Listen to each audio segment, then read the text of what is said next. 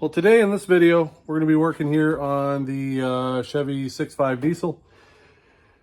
I'm tired of not having a truck to use. There's stuff I need to get, like I need to go find a bed for this Dodge. The bed that was on it was shot, and I really don't have a way to go get it. So I got looking at the Dodge here. I got looking at the Chevy, and I said, which one is going to take the least amount of work to get it running and get it on the road? So by the end of this video, we will have this Chevy on the road, running, driving, and using it. That way I can use it. I made sure the 7-pin connector is good on the back for the trailer. I made sure the brake controller works for it. Basically, we got a few more things to do to it, but that way I can use it to go pick up a bed for this truck and any other thing that I need to get. So what we're gonna do here, I'll take you over here. I've got a set of shocks right here. These two and those two. The ones on that side are for the Dodge. But we're gonna do a whole new set of shocks. These are AC Delco heavy duty shocks.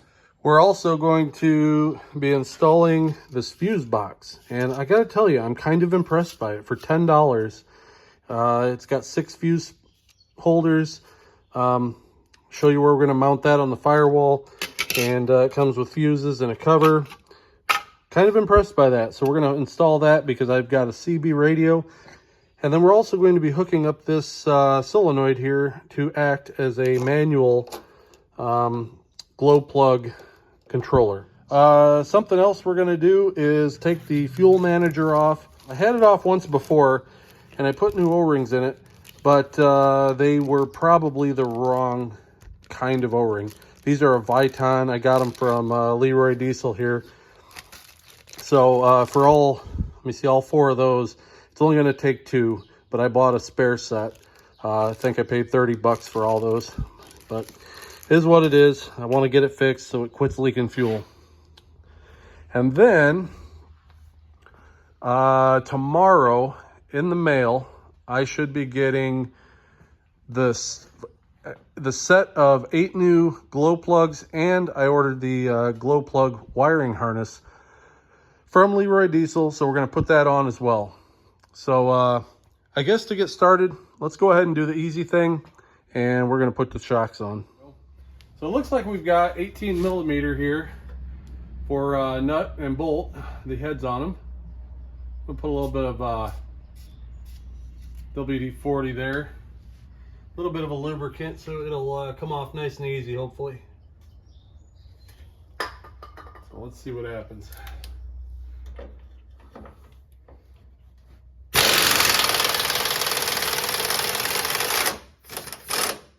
Perfect.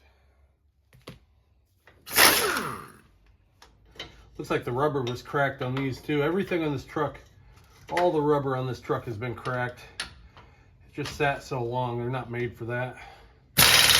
Ooh, okay, this one's harder.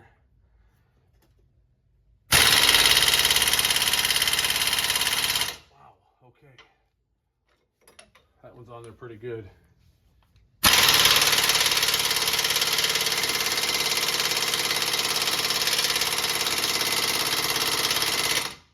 The other way.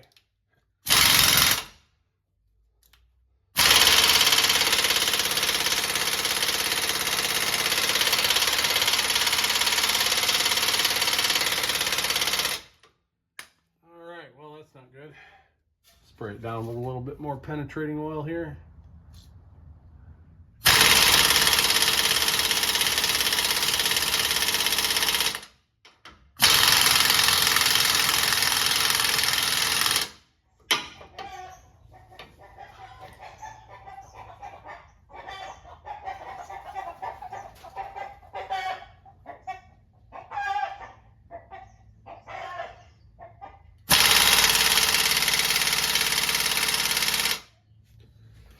All right, I guess I'm gonna need a torch here. I got the MAP gas.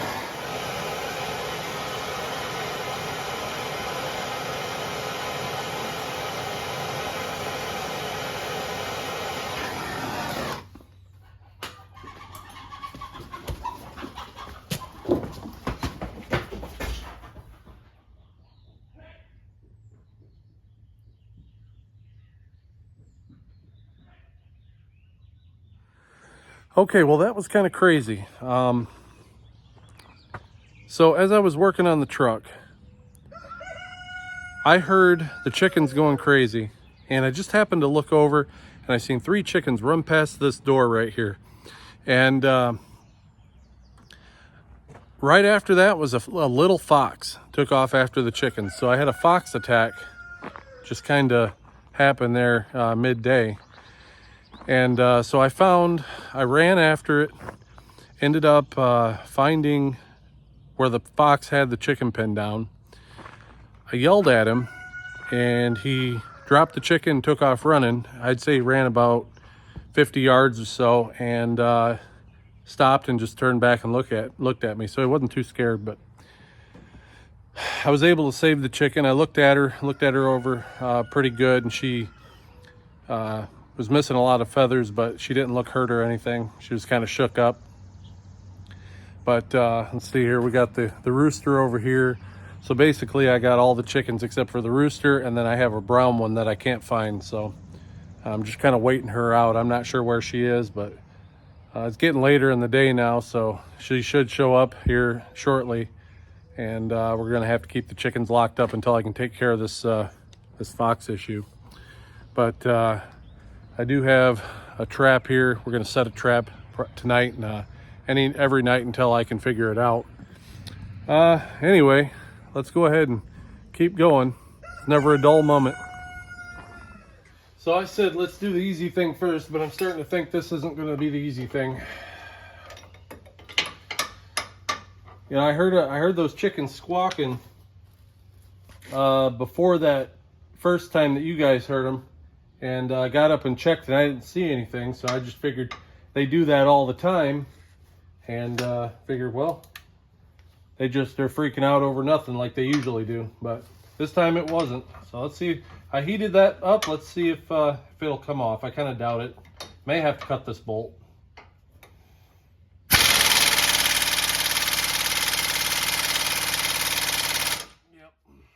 Yep, we're gonna cut it. Get the grinder out. All right, just for the heck of it, before I go and cut that off, I want to see if I can use this breaker bar on it and break it loose.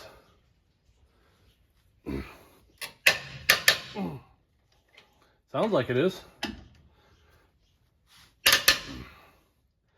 All right.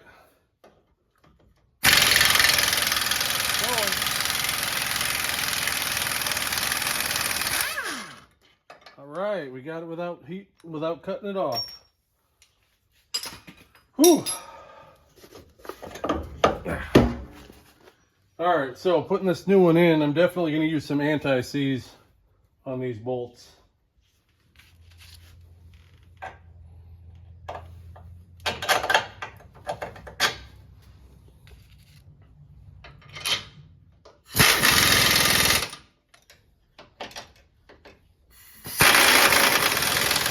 All right, 3 more to go. So I got all the shocks on. Next thing I think I want to work on here is this fuse box. I want to get this thing mounted to the firewall right here. One problem I see with that is I don't have self-tapping screws that small, but I do have 4mm Allen head screws. So I think what I'm going to do is we're going to drill and tap the firewall and mount that with those 4mm screws. Problem is I don't want to mount it up too high, because then you get into this drain cavity behind the firewall for all the water that runs off your windshield. Right about where that screw is about as high as I want to go. So with that being said, this fuse box is in the way, so we need to pull it out. And hopefully that'll give us enough room to maneuver the drill in there, and we can drill the holes we need.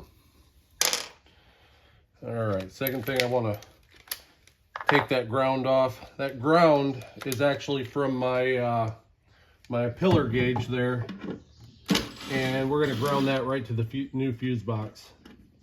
There we go.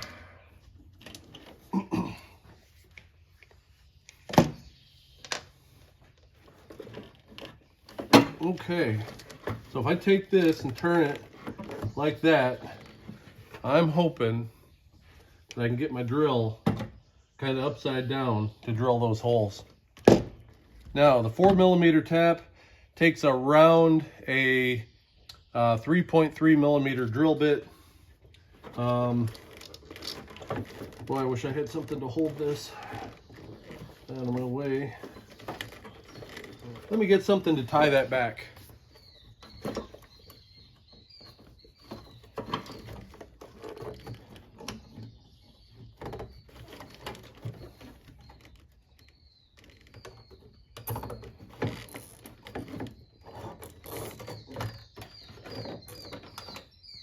There we go, that'll work. That looks like I can get it, so I guess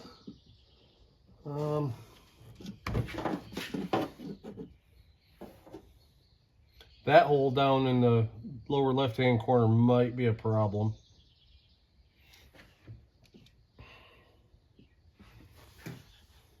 Well, let's just get what I can get right here. If I can get 3, I'll be happy with that. Okay.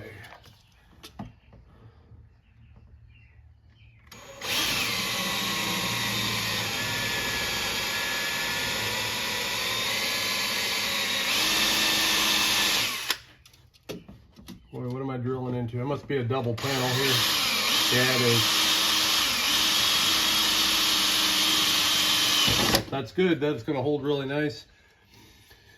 There's like another piece on the inside of this that's been spot welded. You can see it. So I'm going to go ahead and tap that, and we're going to throw a screw in and then drill the other holes.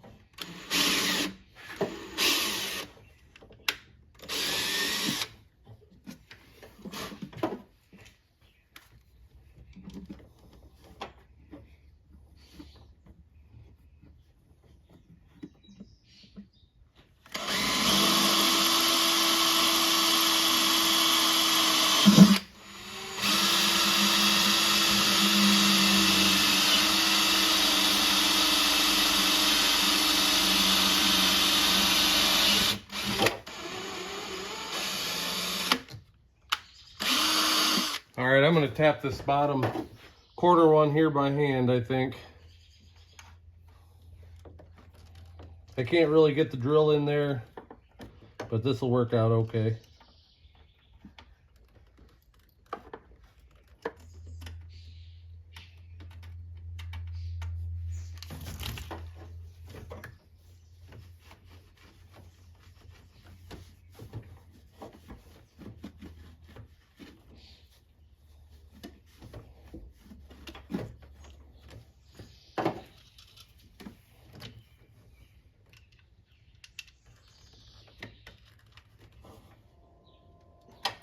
All right, there it is. Put this back, I guess, and then we need to run a positive and negative wire to the battery. I've got a fuse holder to come right off of the battery. To fuse that entire fuse box, it's just going to be 30 amps because mostly anything coming out of that's going to be control voltage. So we'll go ahead and get that going. All right, so I got a red wire to the top, black wire to the bottom. I'm using some wire loom, and I'm running through. So when I get over here, obviously black wire is going to go to negative, red's going to go to positive. But I'm going to put this here in line with that red wire. It's just a fuse holder. I'm going to put a 30 amp fuse in it. And so that'll attach onto the battery. I'll butt splice it together and use a connector like this with the heat shrink tubing on it. And I'll tell you what's nice is that these little torches are perfect for melting down that heat shrink tubing. I buy these. I think this was a 2-pack of these for $6.50 at the dollar store, and they're perfect for it. Just a little butane torch. So I use those. This wiring is all used wiring that I had salvaged from other things. Not sure. I think the red wire came with the truck. It was part of the auxiliary solenoid that was originally wired up, and then the black wire was part of a trolling motor that burned up, and you can see the end here is all burned up where the motor was on the trolling motor. So we'll just cut that. The rest of the wire is fine. We'll just cut that and then hook it to the ground here.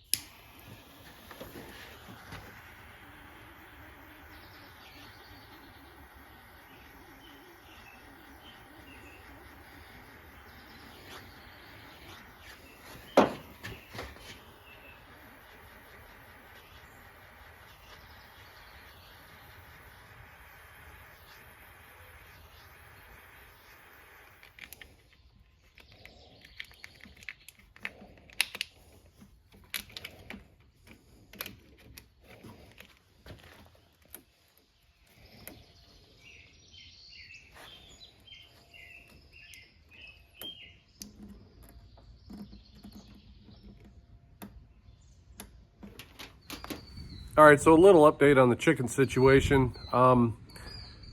The brown chicken that we were waiting on, a lot of times what they'll do is they'll go hide somewhere, and then they'll stay there for a while, and then eventually, you know, when it starts getting dark out, you'll see them come back out and go back towards the coop. Well, the brown chicken never did. It never came back. So my son went looking. He ended up finding the chicken underneath one of our arborvitae trees. And the chicken was dead. So the fox got it. Looked like it got it around its neck or something. And in any event, I went ahead and set a trap last night. Did not get anything. But what I did is I moved the trap. I wired the door open on it, and we're going to feed it for a while and let it get comfortable. I also set up a trail cam. And so it's looking right at that cage. We're going to see if we can get that fox. But in any event, I was able to save one chicken. The other one, at some point before that event, had gotten attacked and killed. So that's the way it goes. I hadn't lost any chickens. We've had them for 6 years, almost 7 years, and I hadn't lost a chicken that entire time. But it seems like for some reason all of the wildlife around here is completely exploding in population. So, I mean, we've got raccoons, possums, skunks. We've got the foxes, of course, tons of coyotes. The deer just destroy all my trees. Ground squirrels are really bad here. Trying to, you know, they like to dig underneath my barn. They like to dig around all my fruit trees, and you know, so I got to take care of them. A while back, we had Asian crickets that infested everything. My entire barn here behind you was completely infested with them things. But in any event, we'll get back to this truck here, but I wanted to give an update that I was able to save one chicken. The other one had gotten attacked, and so that makes 2 chickens that have been killed this year by that fox and 3 attacks. So we're definitely going to get that fox, and we're going to deal with them. So we'll get back on this truck and show you where we're at. All right, so I got the fuse box in completely. 1 wire there. I have it marked CB radio, just a 5-amp fuse on that.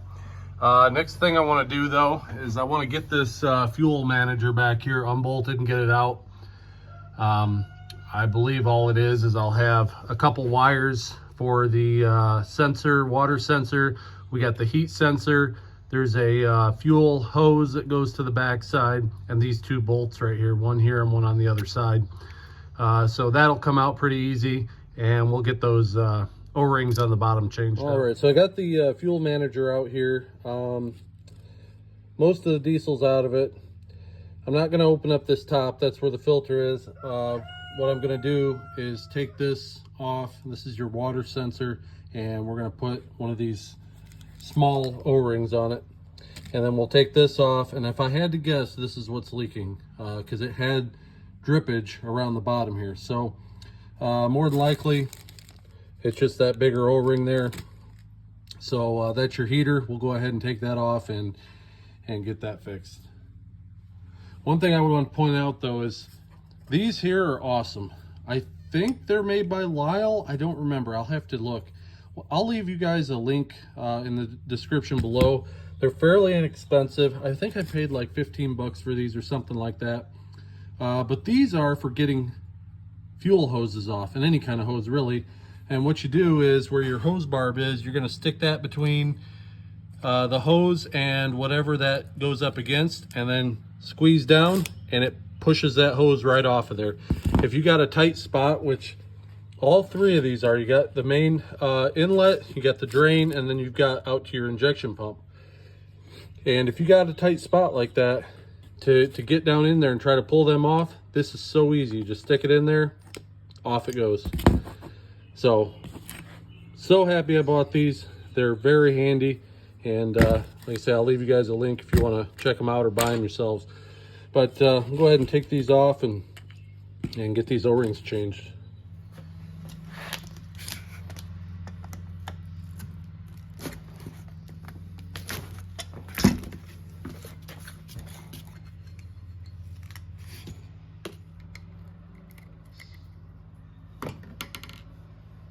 All right, well, that's a square O-ring.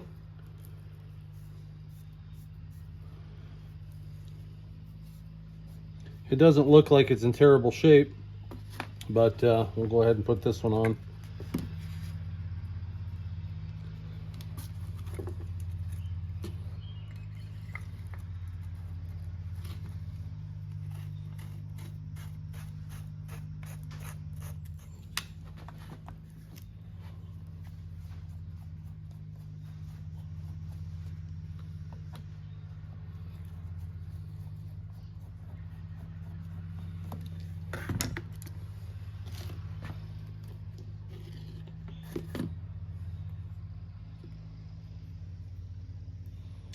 That one don't feel too bad either.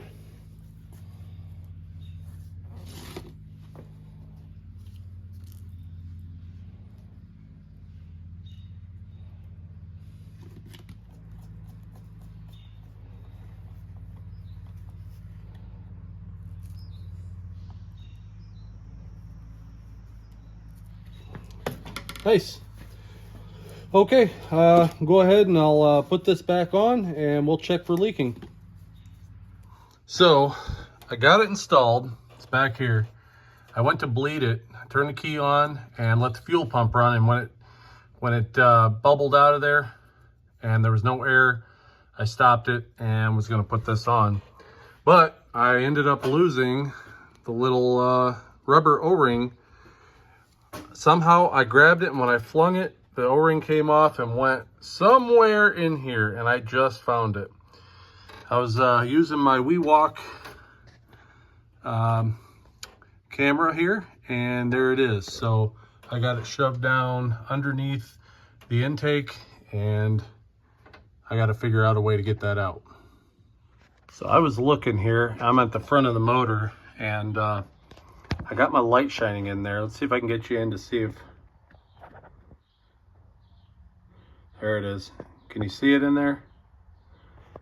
Right there.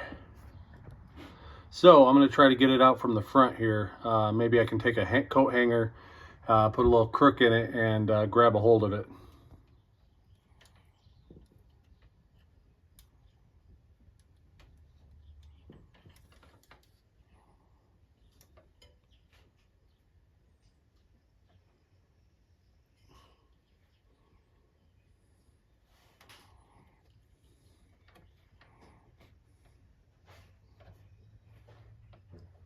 think I got it. No. All right, well, I dropped it and it went somewhere else. Hopefully I can find it again. All right, I think I have it hooked. Oh, got it.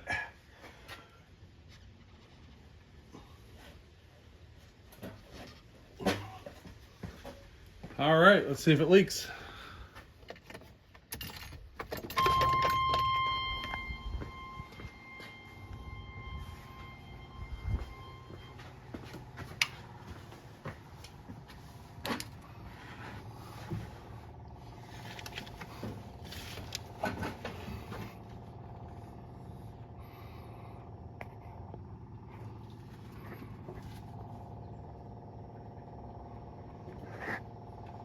Well, I'll let it run like that for a while. It looks good right now, but we'll let it run for a while and see what happens. So, you know, I got thinking about these O-rings, and when I took that off last time, I remember the O-ring went bad, and I found this one, and like I say, it's a square style O-ring, and I didn't have a round one, but what I did was I took this from a small engine carburetor. So what that would do is it would seal up around the bowl where the bowl mounts to the body of the carburetor. So I thought, well, it's the right size and it's made for fuel, so it should work, but evidently it didn't. So just had to get the right one, but don't use a fuel bowl carburetor gasket on your 6.5 diesel. All right, guys, so the glow plugs and the wiring harness is here now. First thing I want to do is work on this wiring harness right here. And basically you got two different pieces here. You got one with this extra wire on it. There you go. And then you've got one that doesn't have the extra wire, but it's a little bit longer. So the one without the wire is going to go on the passenger side. This one's going to go on the driver's side. And what this extra wire is for is your glow plug light on your dash. So we're going to have to start tearing into this wiring harness, which I've started a little bit here.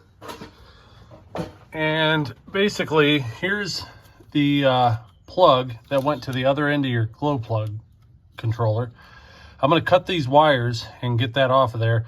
And then basically, I'm going to start pulling this wire back through this loom and get back down. I know it's dark, but get down to all these wires here, pull it all out.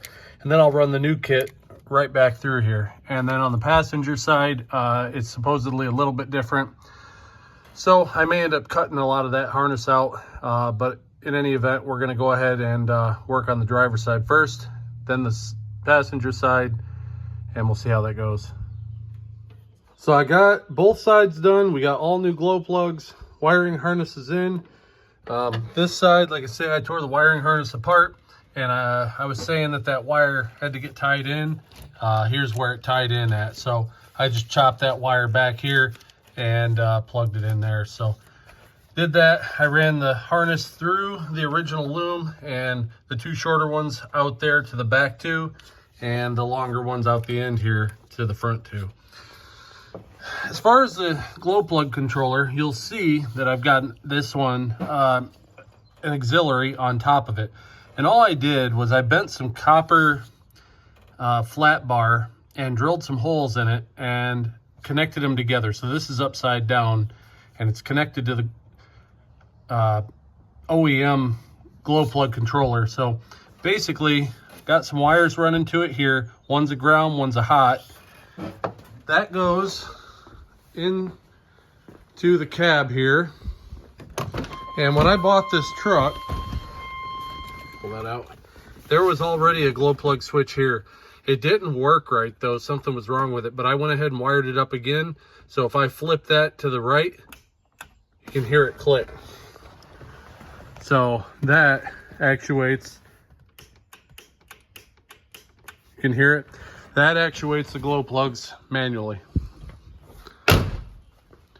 So basically, wintertime when it's really cold, that may come in handy, or If for some reason the OEM glow plug controller fails, I'll still have glow plug capability. So I'll still be able to cycle them, because this engine does not start without glow plugs. So that's kind of a backup, and it's kind of also a way to get a little more heat into the cylinders in the wintertime should I need it.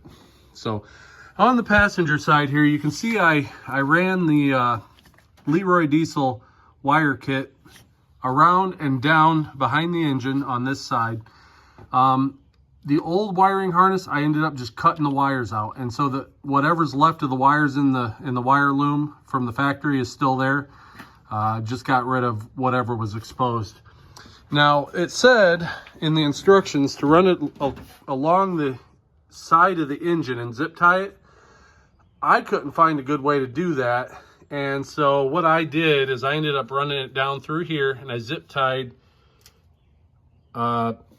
the actual harness to the wire that goes into that glow plug back here.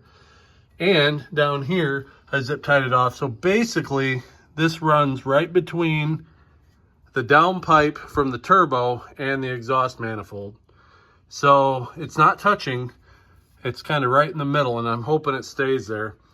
Now, one thing I wasn't a fan of is the glow plug that's back here behind this downpipe. The way I got that out of there, because it's, if you're looking straight on, it's completely blocked, and there is not much room to get up in there. The way I did that, let me see if I got it here. I had one of these wobble extensions, and I used it, it's 1/4 inch, and I used a metric right here, metric 1/4 inch socket, and I got down in there and was able to get it out with that. Putting it back in was a little bit different because the new glow plugs were a little bit longer, so I couldn't put the glow plug in the socket and then put everything in there at once. I had to fish the glow plug in there and then try to get the socket on it and then try to get it to line up with the hole. It was kind of a pain. But we got it. Everything's wired and it's ready to go. So that leaves me with putting the fender liner back in, getting the battery tray mounted, hooking the battery up for the starter, and we'll go ahead and see how this thing starts, keeping in mind that we also had the fuel manager out, so it may have a little bit of air in the system, but hopefully it starts right up. Okay, well, it's about a week later now, and I kind of dropped the ball on getting footage of that starting up afterwards, but it did start right up. I did drive it a couple days to work and back, and the first day I got to work, everything was going smooth. It was running good, but I looked under it and it was leaking diesel again. And that's the biggest gripe I've had with this thing, is that diesel fuel manager leaking. Well, the OEM type filter that I bought, it just has a small little gasket on it. So I ended up ordering a different fuel filter. It was a Wix fuel filter, and it was the all-in-one unit. It wasn't a two-piece with the ring. So basically, we have a good running and driving truck. The only thing left I have to do is replace the oil pan gasket. Everything else, it doesn't leak a drop other than that oil pan gasket. So, being that this is four-wheel drive, we're gonna have to drop the front differential down a little bit. I'm gonna try to see what I can do to get that oil pan out of there, clean it all up, and put a new gasket on. So I think before I end this video, we're gonna go ahead and attempt to change out that oil pan gasket. All right, don't mind the ramp on a ramp. We're doing some sketchy stuff here. The guy's gotta do what a guy's gotta do. But I got the oil pan out here, and it was quite the project. Looking under here, I had to unbolt the differential. It's bolted down in 3 spots. Up under here, you can see there's a mount back there. There's a mount right here that bolts to the frame. And then, if we come on around, there's one right there. So I unbolted all 3 of those, And like I say, I unbolted this too, the shaft, just so I could get it down enough. With that bolted on, it was stuck there and I couldn't get the pan out. But I happened to be looking under here at this crank, and when I bought it, the guy said that he had an issue where one of the pistons was slapping the head. So he had to take it out and fix it. And I think, looks to me like this guy right there is the one that was replaced. It's nice and shiny and everything else is in pretty good shape yet. So I don't know if it was a pin that wore out or what that was causing it, but at least we know now what cylinder it was. So I'm gonna go ahead and get this all cleaned up. We got the gasket over on the bench and put it all back together with some RTV silicone. So we got it outside. I have got all of the oil leaks fixed now. I double checked and made sure not a drop is coming from underneath it now. So that was a lot of seals and gaskets, but we're good now. So I fired it up. It starts up right away. It's very, very nice. I took it out on the road and I ended up finding out that the turbo kind of falls flat on its face when you punch it. When you floor the pedal, it'll go up to about 7 and then it just falls flat on its face. So there were a couple things I was thinking might be wrong with it. One being the exhaust. So if you come back here and look, you see I got a brand new exhaust on it. I replaced the old 2.5-inch exhaust with a 4-inch exhaust, and it goes from the turbo all the way back. I think it's 3-inch coming off the turbo, but then it transitions down about right there to 4 and then comes out there. So after doing that, you can definitely hear the turbo come out of the exhaust now. It definitely makes more power, but it falls flat on its face at about 8 psi. So I only gained about 1 psi. So there's still an issue with it. What I'm thinking is that there's a vacuum canister for the wastegate. Let me pop the hood and I'll show you. So down here, right there, is a little vacuum canister. And it's got this rod on it. And that rod operates the wastegate right here. So you can see that. You can hear the squeaking. I think the squeaking is coming from this, but when I do that, this canister just does not feel right inside. So I went ahead and I placed an order for a new, they call that actually a wastegate actuator, but I went ahead and ordered a new one. I think it was about $35. I'm gonna put a new one on and see what happens, because I've got about 21 inches of mercury of vacuum. So plenty of vacuum to it, but I think it's not holding very well. And what's happening is the wastegate is sticking open after so much throttle. It's sticking open and you're not getting any boost going into your intake. So I'm gonna do that, but for now it makes more power and I can use it the way it is. So I'll probably get that sometime early this coming week and get that done, and I will hopefully report back. But let's go ahead and get it started. I'll let you listen to it, and maybe we'll take it for a drive. All right, here we go. All the gauges working. Starts right up. Sounds really good. Take it back and let you listen to the exhaust. You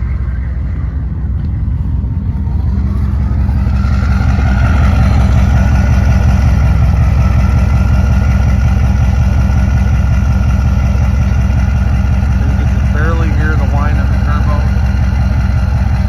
I'm not sure if it's picking it up on camera, but see if I can make it sound that way for you guys. There you go.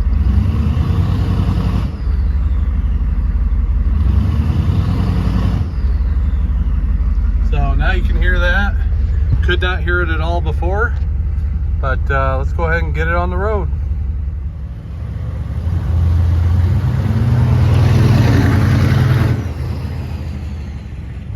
All right, we're out on the road. It sounds great. Very happy with it. Looks like I got 24 inches of mercury on the vacuum. Fuel pressure's at 4, and right now boost is at 0. So we are going to take care of that. But let me get it on it a little bit here, and we'll see what happens. There we had 8 psi of boost, and then it fell flat on its face. So just like I was thinking, hopefully that canister takes care of it. We'll just keep on working on it as we need to. Just got to make sure that this thing's going to be reliable enough to pull a trailer, and we'll go from there. It's kind of busy out today.